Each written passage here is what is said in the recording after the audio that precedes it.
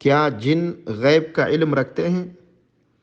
جنوں کو غیب کا علم نہیں، کیونکہ اللہ تعالیٰ قرآن مجید میں فرماتے ہیں لا يعلم من فی السماوات والارض الغیب الا اللہ، سورۃ النمل آیت 65۔ اللہ کے سوا آسمانوں اور زمین میں جو بھی ہے غیب نہیں جانتا۔ اللہ تعالیٰ کا یہ فرمان بھی سن لیں فَلَمَّا قَضَيْنَا عَلَيْهِ الْمَوْتَ مَا دَلَّهُمْ عَلَى مَوْتِهِ إِلَّا دَابَّةُ الْأَرْضِ تَأْكُلُ مِنْ سَأَتَهُ فَلَمَّا خَرَّ تَبَيَّنَتِ الْجِنُّ أَن لَّوْ كَانُوا يَعْلَمُونَ الْغَيْبَ مَا لَبِثُوا فِي الْعَذَابِ الْمُهِينِ، سورۃ سبأ آیت 14۔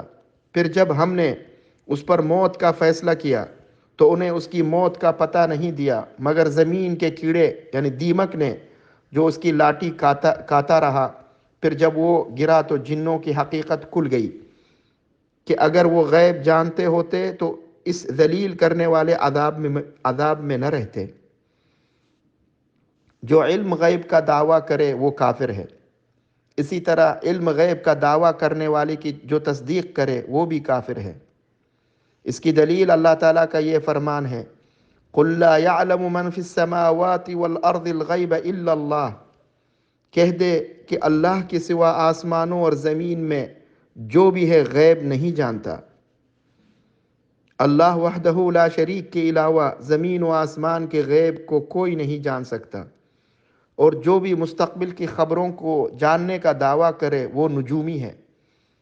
جبکہ نبی اکرم صلی اللہ علیہ وسلم سے ثابت ہے کہ آپ صلی اللہ علیہ وسلم نے ارشاد فرمایا جو کسی نجومی کے پاس جا کر سوال کرتا ہے یعنی مستقبل کے حالات کے متعلق تو 40 دن تک اس کی نماز ہی قبول نہیں ہوتی۔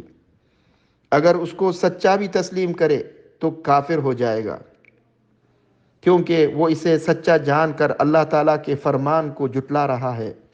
فرمان الہی ہے قُلْ لَا يَعْلَمُ مَنْ فِي السَّمَاوَاتِ وَالْأَرْضِ الْغَيْبَ إِلَّا اللَّهُ، کہہ دے اللہ کے سوا آسمانوں اور زمین میں جو بھی ہے غیب نہیں جانتا۔ سورۃ النمل آیت 65۔